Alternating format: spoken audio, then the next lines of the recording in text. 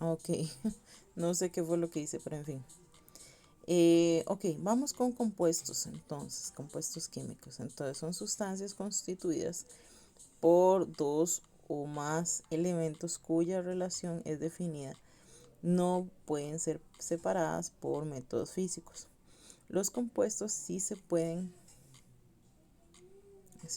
separar por métodos químicos. Por ejemplo, a través de la experimentación se ha determinado que todos los compuestos se pueden dividir en sustancias más simples, que pueden ser elementos o compuestos más sencillos. Por ejemplo, el agua se puede descomponer por medio de electricidad en sus constituyentes como hidrógeno y oxígeno. Observaciones como lo anterior, llevadas a cabo en un gran número de compuestos, permiten enunciar la ley de la composición constante, también conocida como ley de las proporciones definidas. Ok, ¿qué vamos a subrayar de acá? Entonces, que los compuestos químicos están constituidos, eh, están constituidos por dos o más elementos, ¿verdad? Tienen una relación definida o son definidos, ¿verdad? Y no pueden ser separados,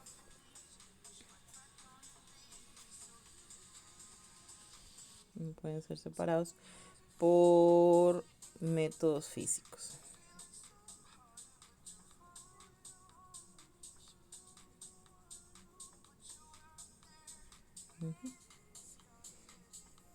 ¿Sí? Ahí vamos bien.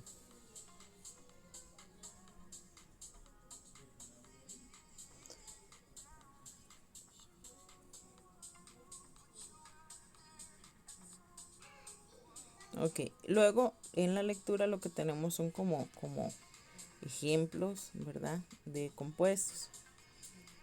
Y que los compuestos pues también se representan por fórmulas químicas, así como los elementos, ¿verdad? Donde pues se identifica pues cada elemento y los números. Por ejemplo, aquí en el H2O, ¿verdad? Lo que dice es de que es H2O, es decir, es un oxígeno, porque el uno no se pone, y son dos átomos de hidrógeno, ¿verdad? Básicamente eso es lo que dice. Ok, vámonos entonces a la definición de mezclas. Las mezclas son un sistema formado por el agregado de dos o más sustancias que no se relacionan químicamente entre ellas. Es decir, no hacen un compuesto químico más grande, ¿sí? Se encuentran en relaciones variables, eh, y cada sustancia del sistema conserva sus propiedades, y sustancias que están formadas, que forman una mezcla, no se encuentran unidas químicamente entre sí, solamente constituyen una asociación física entre ellas. Las mezclas se caracterizan porque sus componentes se encuentran en proporciones variables. Sus componentes en forma individual conservan sus propiedades y sus componentes pueden separarse por procesos físicos cuando se presenta un cambio de estado. La temperatura de la mezcla o sistema varía durante el tiempo que ocurre el cambio. Durante su formación no hay desprendimiento ni absorción de la energía. Las mezclas se clasifican en mezclas homogéneas y heterogéneas. Ok, entonces tenemos que la materia entonces la dividíamos en sustancias puras y mezclas, ¿sí? Las sustancias puras las dividimos en elementos químicos y compuestos químicos. Y las mezclas las dividimos en mezclas homogéneas y mezclas heterogéneas. ¿De acuerdo?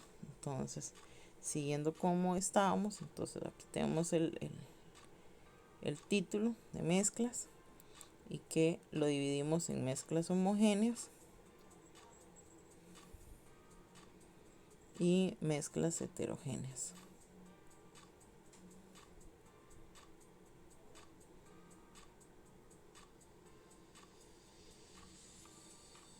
Ok, entonces vamos a definir, a subrayar o a resaltar las definiciones.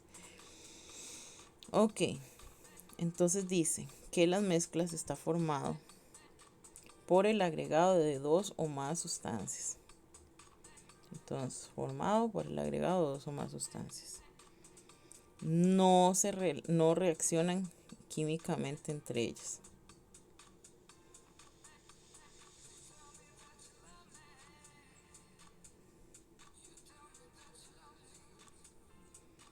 Se encuentran en relaciones variables, relaciones variables, y cada sustancia conserva sus propiedades. Entonces, esto vamos a ponerlo de otro color, que cada sustancia conserva sus propiedades. Es decir, yo voy a mezclar agua con arena, ¿sí? Entonces, cuando yo mezclo agua con arena, aunque yo sé que los tengo revueltos, no tengo una cosa diferente que no sea agua y arena, ¿sí? La arena tiene sus propiedades físicas y químicas, ¿verdad? Y el agua tiene sus propiedades físicas y químicas. Mientras que en una composición hay una reacción. Por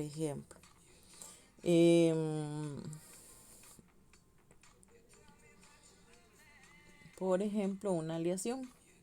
Yo tengo que primero derretir y fusionar los metales para que ellos entre ellos se haga un ejemplo de materia totalmente diferente.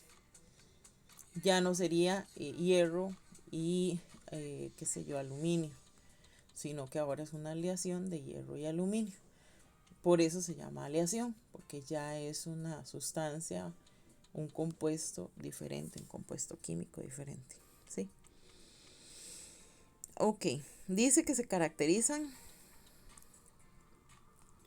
porque sus componentes se encuentran en proporciones variables.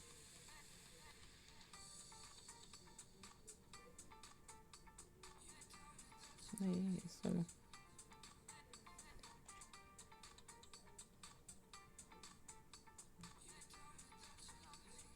Quería como color más. Ok, sus componentes en forma individual conservan sus propiedades.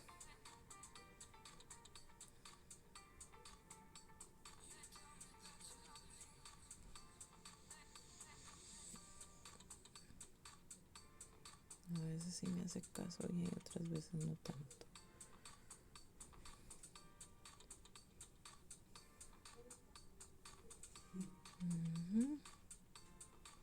Listo. Vamos a ver. Y que se pueden separar por medios físicos, ¿verdad? Eso también es importante. Y cuando se presenta un cambio de estado.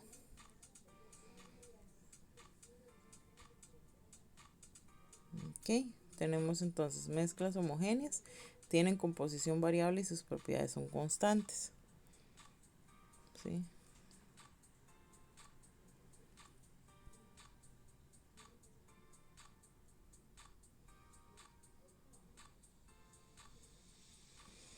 También son llamadas disoluciones.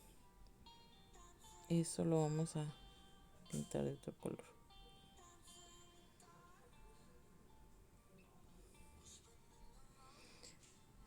Dice, las disoluciones se pueden presentar de tres formas: estados de la materia: sólido, líquido, gaseoso.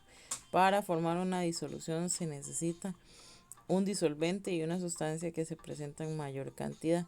Generalmente es un líquido. Además, se requiere un soluto, que es la sustancia que se encuentra en menor cantidad. Puede ser sólido, líquido, gaseoso, y tiene la propiedad de disolverse o incorporarse al disolvente. Ok, esto en español es lo siguiente. Vamos, por ejemplo, a hacer un fresco de tan, ¿sí? Tan naranja, ¿verdad? Ustedes pueden pensar en el tan que quieran, pero bueno, vamos con el tan. Entonces, yo voy a disolver ese tan en 1 litro de agua. Yo vengo a agarrar 1 litro de agua, echo el tan y lo mezclo, lo disuelvo, lo bato, ¿sí? Entonces, el disolvente es el agua, porque es el que está en mayor cantidad, y el soluto es el tan. ¿Qué pasaría si yo agarrara la misma cantidad de tan y la misma cantidad de agua para hacerme un fresco? ¿Se haría un fresco? Y la respuesta es no, ¿verdad? Entonces, siempre, siempre, siempre en las mezclas tiene que haber una parte o una fase más, eh, eh, más concentrada en menos cantidad. Eso se le llama soluto. Y tiene que haber otra parte que es mayor cantidad y que va a disolver a la otra parte, que se llama disolvente. ¿Sí? Entonces, soluto y disolvente.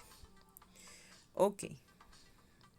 Dice, las mezclas homogéneas se presentan en una serie de características que las diferencian de cualquier otra sustancia.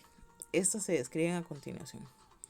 Presentan una sola fase, es decir, las homogéneas, sus componentes no se puede apreciar a simple vista una diferencia, ¿verdad?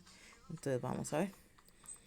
Sus componentes no se pueden apreciar a simple vista. Esa es una característica muy importante de las mezclas homogéneas. Dice que las partículas del soluto son de tamaño muy pequeño, ¿verdad? Si se dejan en reposo, las partes no se separan, no se observa sedimentación. Eso es muy, muy importante de las mezclas homogéneas. Por ejemplo, el caso de la leche. La leche nosotros pensamos que se ve homogénea porque también en el mismo empaque dice que está homogeneizada, ¿verdad? Y en realidad si uno agarra la leche y la deja reposar un rato, unas 8 horas, cuando uno ve es que están separadas. La fase sólida de la fase líquida, dígase, el sólido lácteo y el suero, ¿verdad? Entonces, por eso es que la leche es mezcla heterogénea. Dice, son totalmente transparentes, por lo que permite el paso de la luz, ¿verdad? Ese es un detalle de las mezclas heterogéneas. Si uno crea, a veces uno cree que porque se ve parejito y por ejemplo el caso de la Coca-Cola, que uno lo deja ahí, reposar y nunca se separa, tiene un detalle que si uno en la oscuridad le pone un foco, ¿verdad? La Coca-Cola no deja pasar la luz. Mientras que si tuviéramos un fresco de lo que sea, un fresco, qué sé yo, de mora, de tan de mora, por ejemplo, y lo iluminamos con una luz, con un foquito, entonces la luz del foquito pasa y no se queda dentro de la sustancia. Mientras que en las mezclas homogéneas pasa el caso contrario, a lo que llamamos coloides. La luz se queda dentro y este, no se ve dispersa, digámoslo así. Y luego otra es que los componentes no se pueden separar por filtración.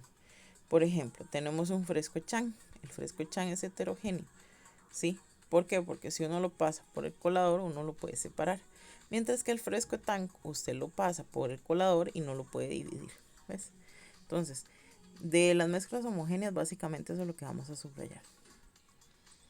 Luego dice, una propiedad de las disoluciones es la solubilidad, la cual consiste en evidenciar la cantidad de soluto que se pueda disolver o incorporar en un disolvente a temperatura determinada. ¿Qué quiere decir esto? Que por ejemplo, si yo agarro un vaso y agarro un tan donde debería de disolverlo en 1 litro de agua y yo lo echo en ese vaso y pretendo disolverlo, por más que le dé vueltas va a quedar el resto que no se pudo disolver en el fondo, ¿verdad? O cuando echamos azúcar y entonces lo queremos con 2 cucharadas y le echamos las 2 cucharadas y resulta que a la sustancia solo se le podía disolver cucharada y media. El resto, la media cucharada que queda o las 2 cucharadas que quedan en el fondo, quiere decir de que no se pudieron disolver en la sustancia, ¿sí? Entonces, ok, luego dice, disoluciones se clasifican de acuerdo a la solubilidad. Entonces, en insaturadas, saturadas y sobresaturadas. Las disoluciones saturadas, esas son como cuando uno echa en el litro de agua, echa el tan y se disolvió todo completito, no sobró nada, ¿verdad? Las saturadas es cuando sobra un restito y las disoluciones sobresaturadas, ¿verdad? Sobra un restito de las disoluciones saturadas, pero de repente uno lo calienta un poco más y logra meter ese puño extra de azúcar. En el caso de las disoluciones sobresaturadas, es el caso, por ejemplo, de los caramelos.